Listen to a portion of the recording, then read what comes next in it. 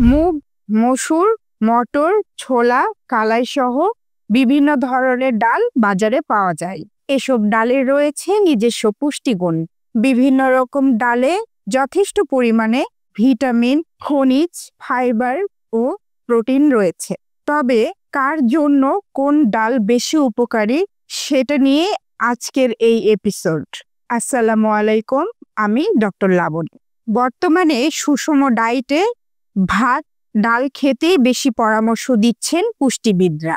তাই কারা কোন ডাল খেলে বেশি উপকার পাবেন তা জেনে রাখা ভালো। মসুর ডাল, এই ডাল প্রোটিন, ফাইবার, ম্যাগনেসিয়াম ও আয়রন সমৃদ্ধ। হজমে সাহায্য করে, কোষ্ঠকাঠিন্য প্রতিরোধ করে এবং ওজন কমাতে সাহায্য করে।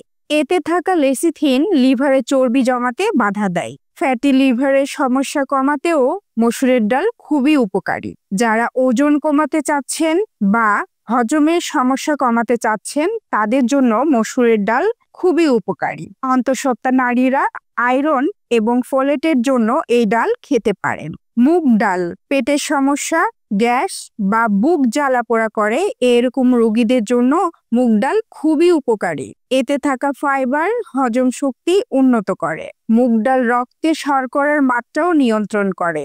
দ্রুত ওজন কমাতে চাইলে, ডায়াবেটিস, গ্যাস বা বুক জ্বালাপোড়ার সমস্যা থেকে মুক্তি পেতে চাইলে মুগ ডাল খেতে পারেন নিয়মিত।